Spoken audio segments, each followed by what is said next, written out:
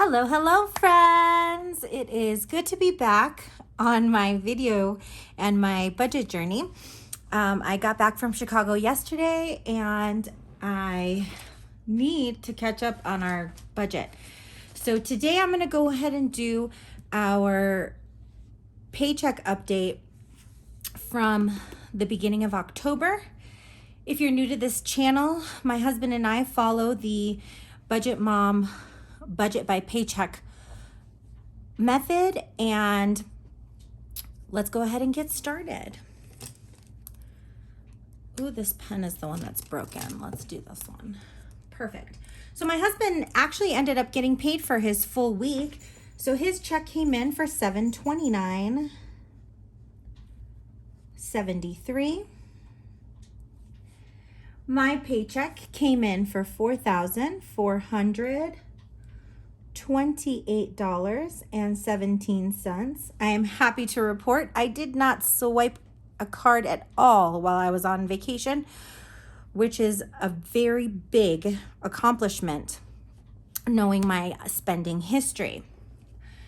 My dad did go ahead and deposit $500 into my account, and savings, we had kept $50 for the Excel.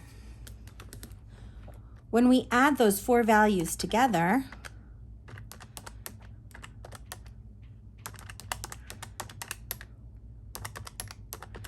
we get a value of $5,707.90. Rent came in a tad bit higher than what we had budgeted. So it came in as $2,505.18. The Upstart loans were right on track for $1,651.80. Our car insurance, which is through Allstate, came in as $142.50. We did go ahead and pay $90 towards our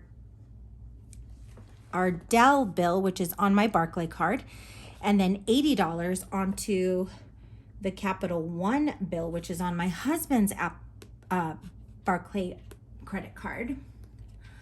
Audible came in as $15.12, and the dreaded Excel bill was $303.73. When I add those values together,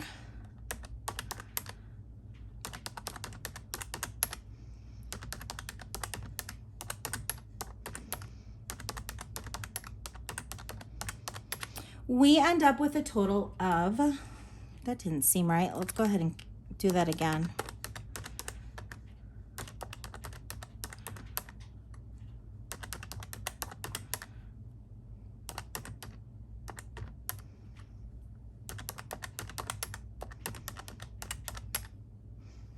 We end up with a value of $4,788.33. When I take that away from our income, we end up with $919.57.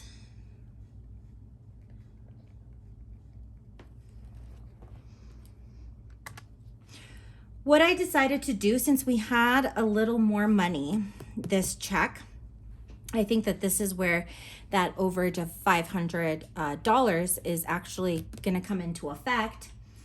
I'm going to go ahead and pull $100 for food, which was already spent, as I had mentioned last week. Gas is going to be $100. Pets did get groomed yesterday, so I had planned on putting $100 towards pets. I'm going to give $100 of spending money to my husband. I'll kind of stay back this time since I just got back from vacation. Eating out is going to get its full $75, and the miscellaneous is going to go ahead and get its $50. That's going to give us a total of, let's see, 1, 2, 3, 4, $525. And let me see if that's in frame. It was not, so I pulled it up.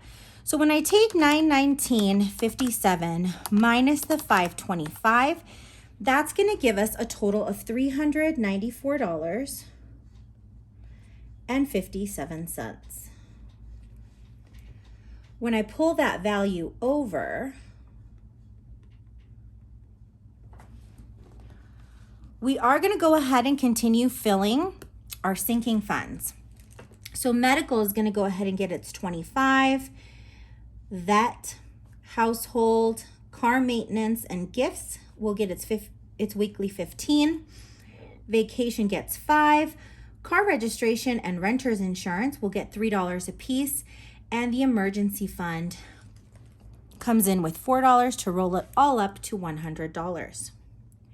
When I take the 100 away from the 394, that leaves us with $294.57.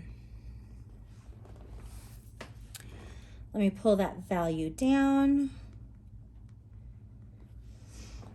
And we are doing, I'm going to have to do this a little different because I did forget to account for my 52-week number 1. Since it was the beginning of the month. Thank you to those subscribers that reminded me. And I had forgotten to budget for that. So this past week, my husband paid $39 towards the moving fund.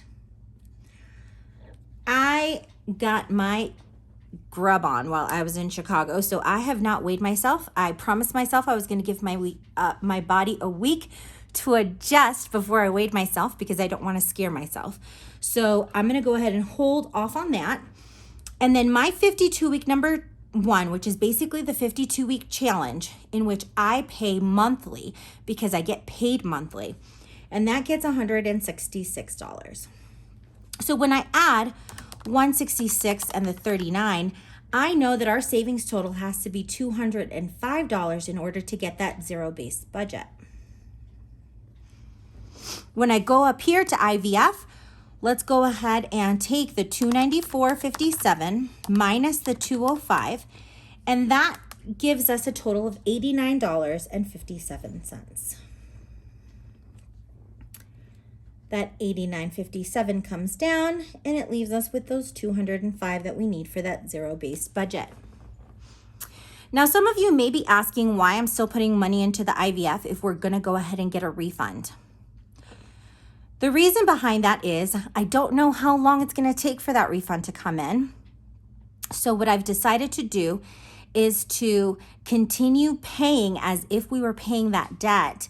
And then I can go ahead and allocate whatever is left from the money we get returned into whatever savings goals that we have at that moment.